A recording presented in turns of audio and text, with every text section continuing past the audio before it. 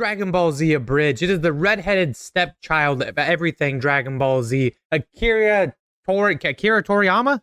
How do I do this? Akira Toriyama. I had it. Yep. I had it, guys. Akira Toriyama. Rest in peace.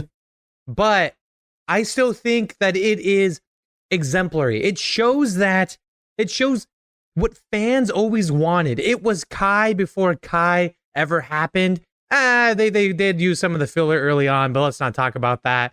And it stands the test of time. It's good. It's funny. It is a parody, and that's exactly what it is. And that's why they can't take the shit off of YouTube. This is Vouch for me. We watched probably the Raditz arc of Dragon Ball Z Abridged, and we plan on covering the rest of it because it is internet history. I'm Eric West. With me, I have Papa Nasty. Hey.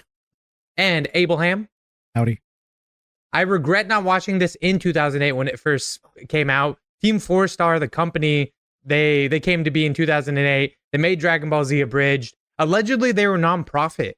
And so while they were making this, I don't know how they were making money. Back in 2008, people just did this shit for fun. Also, some of the voice actors are YouTube guys that like cover all that's Dragon Ball Z. Yeah, they're paid in like, exposure. Anime. No, I think this was more of a passion project, and so they have their own side stuff. But this is one of those like, forget his name. The guy that plays Trunks and Goku. He has a YouTube channel where he's like, I remember listening to him about Dragon Ball Super, about the breakdown of episodes. So it's like, yeah, they're all like super nerds that just love Dragon Ball Z. The members were Scott, Kaiser, Neko, Ferris, which I'm gonna butcher all these names. Nick, Lanapator, Landis. Okay, Landis makes sense. I can say that word. Curtis, Takahata 101. Our note. I'm imagining these are their usernames. They're probably their YouTube name. Yeah, their YouTube usernames. Yeah. And so it was a non-profit parody bridge series consisting of footage from Dragon Ball Z and of course actually making it funny. But yeah, there's a lot of this. They made a few other ones too. They made a few other abridged series, the Hellsing Abridged series apparently. I remember this was also inspired by the Yu-Gi-Oh! Abridged that came out a little bit before this. I think it was done by different people, but I think that's what inspired them to do DBZ. Don't fuck with me because we will cover Yu-Gi-Oh! Abridged in another episode. I watched way too much of it and it was problematic in all the right ways and we will cover it. But right now, the only thing I know from that one is screw the rules. I have money. Every time Kaiba played something. No, Eric was literally talking about this. Like, dude, we should do Yu-Gi-Oh! I'm like, yeah, sure. Well, let's fuck around and do it. That's so funny that you fucking say that's crazy. We literally I'll make you guys watch like the first few episodes of 5Ds and you will tell me whether or not you think it's probably the best Yu-Gi-Oh! Series. Yes, but we got to do Abridged first because right now, Dragon Ball Z Abridged, why it's fun. One day I'm going to show my kid Dragon Ball Z Abridged and tell him it was Dragon Ball because it's compact. But also we watched the first 6 episodes and they were using the filler. Did you notice that? Yeah. What the fuck? I was so disappointed. I was like, I know it's a gag, but I'm pissed off the filler because I remember reading it and I know it's pretty straightforward. Spoiler alert, Raditz dies, Goku dies, and then Nappa and Vegeta pretty much... Not a spoiler, this happened like 30 years ago. Yes, but Nappa and Vegeta just show up 1 year later. They've got all this stuff with Popo and his training. They've got...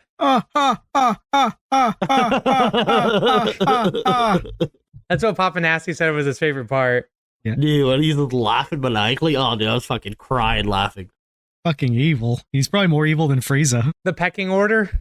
Yeah, what was it? He's like you dirt, worms, Popo my stool. Shit. Yeah, Popo. And then Kai. Kai, and then me. The way he says it, though, it's just actually like I don't work for Kai. Kai works for me. Yeah. Whenever they try to say something, they try to complain. He's like pecking order. Like my bad. Kai working for him foreshadows like, oh, actually, Whis doesn't work for Beerus. Beerus works for Whis. Yeah, true.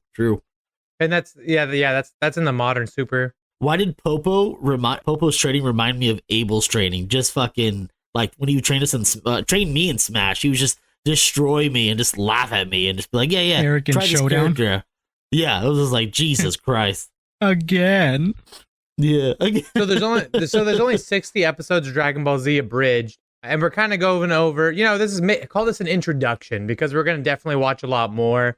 And Abel has mentioned that it kind of takes a couple arcs before they find their footing. I know when they get to Kamek. Namek. Or Namek. When they get Kamek is the Magic Koopa from Yoshi's Island.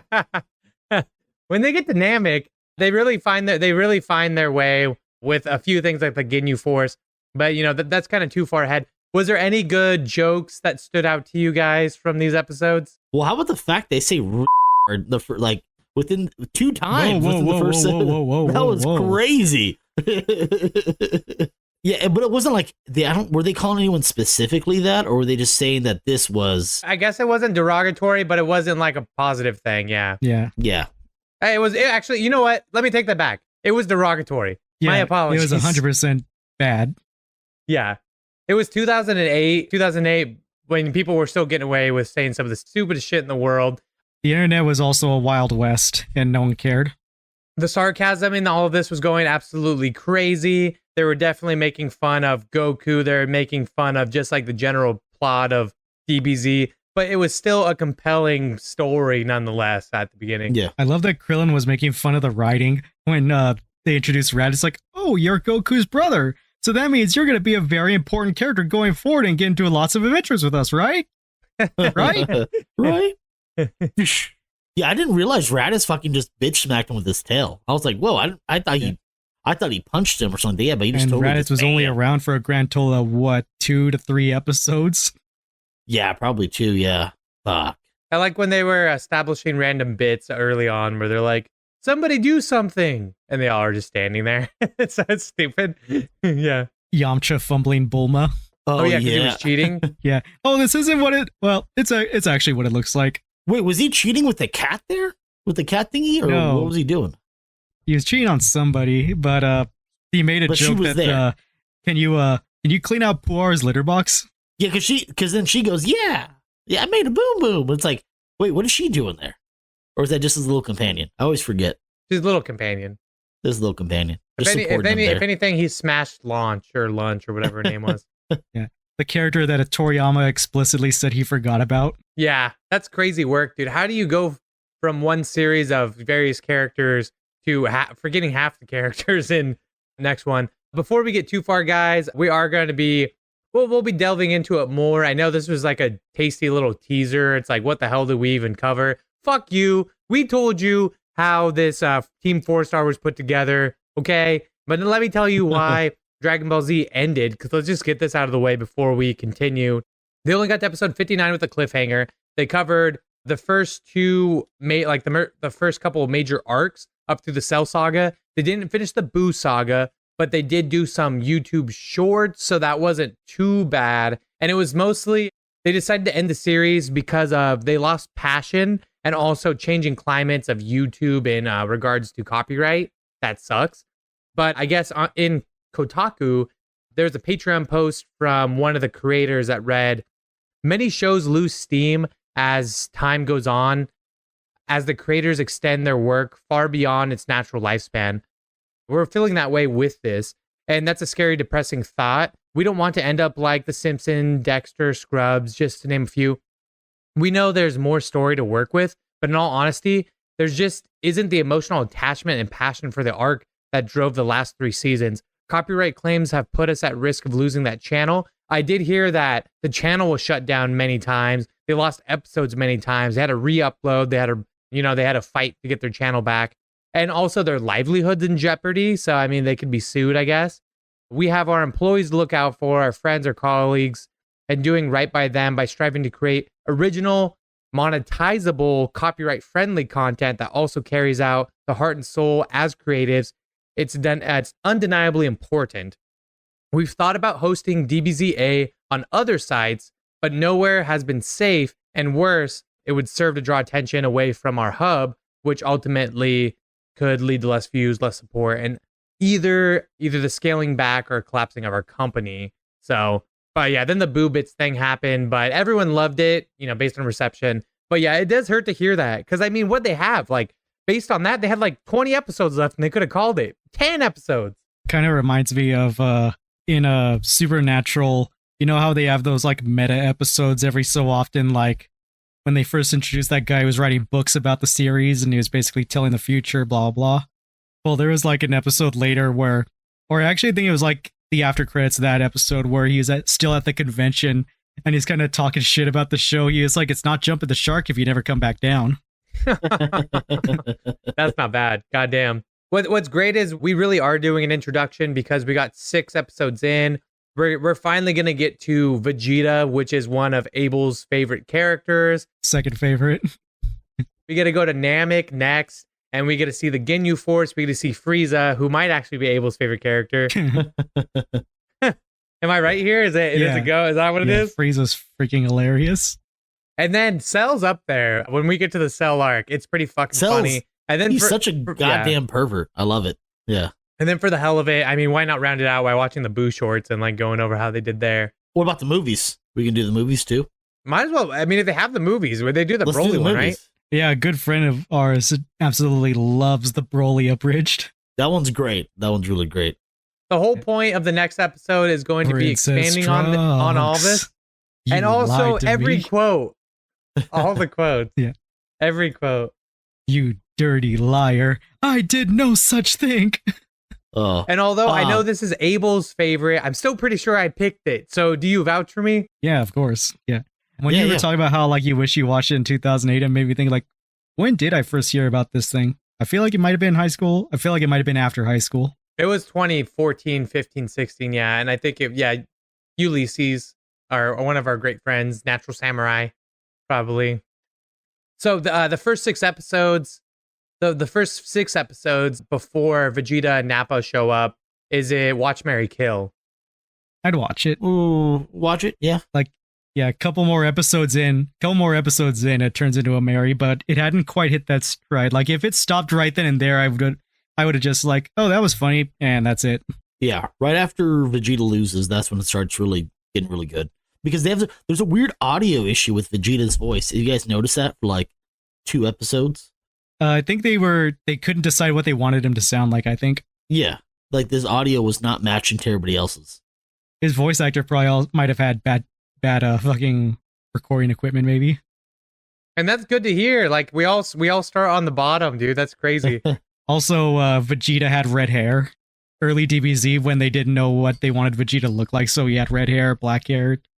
Yeah, with a weird, stupid orange and blue uniform. Yeah. And then a Raditz dude. Raditz having a different voice actor, and then while he's talking, somebody pushes him out the way to like then do his voice. Yeah. Oh yeah, because he couldn't say something right. Yeah, because it's fucking what was it? His like one of his specials was like Double Sunday. It's like that is one of the lamest names for a fucking special move ever. And then he named it to something like Keep Your Eye on the Birdie. And then it was funny because they reference it later when he was like, he beat somebody. He's like, he couldn't keep his eye on the bird. I'm like, God damn it. I like that also Piccolo pokes fun at the idea that it's kind of ridiculous how impractical a lot of DBZ attacks are when they take forever to charge up. Like, bro, how am I supposed to use this in a fight? Yeah, he's like, this isn't practical. I couldn't name it. Special Beam Cannon. Yeah. I did love how they did, they did show that, Piccolo was an asshole and like pretty evil in the beginning of the series. Yeah, and then he slowly, his heart melted because he was super fucked up to go on. He was the OG villain of Dragon Ball. The Demon King Piccolo. The Demon King, yeah. We forgot in the first arc, they were unlikely, unlikely allies, if you will. Also, I forgot that Goku didn't know how to fly. He couldn't do he could Kamehameha, Nimbus, right? But they didn't know how to use chi and all that. Yeah, he was using Nimbus. It's like they didn't know how to do like various fucking different like blasts like they do. When did he learn to fly? Probably after he died? I don't know. I'm not sure yet. I don't know. I guess hopefully they tell us in Abridged because he was flying Nimbus early on. Or maybe he was just doing that out of habit. Remember he flies from Snake Queen in like episode 4 or 5. King Kai? Do you think he taught him how to fly? Probably. King Kai teaches him how to do Kaioken, right? Yeah. Yes, he does. Yeah. Because the whole thing, he has to walk on the road, but he's not allowed to take Nimbus on the Snake Road. I mean, it's like, why does Nimbus matter if he could fly Well, I don't even think he could take Nimbus because he's dead. Nimbus can't travel to the afterlife. And also, at the end of Dragon Ball, he never learned how to fly. He defeated Piccolo. Piccolo has wildly inconsistent powers, by the way. First of all, he can turn gigantic, which did they bring it back in Super at some point? I think I heard that. I think but they poke fun in various points in Abridged that Piccolo has powers that he just never uses ever again. Remember how you also get mad that he blew up the fucking moon? Yeah. Yeah. And then I think they forgot about that later. No. Later on in the series, they're like, "Oh yeah, I forgot we could do that." Like, they poke fun at some of his abilities. Yeah. They did make a few jokes of when he blows up the moon, where they're on the island. They're like, yeah, the tsunamis are gonna kill thousands of people. No, billions of people. Yeah, 2 billion people. Yeah, you're like, Jesus. Yeah, that's what would exactly happen. I just had a small thought right now when I was talking about how Piccolo started off as like the OG villain of Dragon Ball, and then he teams up with Goku to help defeat Raditz. I was like, wow, so Dragon Ball kind of began and ended the same way, where a former villain teams up with Goku to defeat a new enemy. Piccolo teams up with Goku to beat Raditz, and then Frieza teams up with Goku to defeat Jiren. That's how it goes. Yeah. Piccolo's inconsistent powers when Gohan's laying on the ground and he uses a zap to give him clothes and a sword. Oh, yeah. But I think it's because Piccolo is technically like a sorcerer kind of thing. Basically half god now because he fused with the original Kami, didn't he? Oh, not yet, actually. Not yet, but we didn't know that he was half god back then. I guess he was just the demon king, but that does mean that you have more supernatural. I thought he was a Yoshi. He was a Yoshi. Can I ride you? Yeah, the way he says it, can I ride you? And he's like, no. That was so funny. That was so stupid but funny. We haven't established that he's, when he calls him a Namekian, he's like, we haven't established that yet. And then Goku's like, he's not a Namekian, he's a Yoshi. Yeah, oh my God. I'm not a Yoshi. Yeah. All right, guys, and that's the end of the road. We did it. We came, we saw, we conquered. Beginning of Dragon Ball Z Abridged. We're going to cover more. We're keeping these short and sweet. Fuck it. Why not? Thank you guys so much. Eric West signing off. Hey, popping SD out of here. See ya.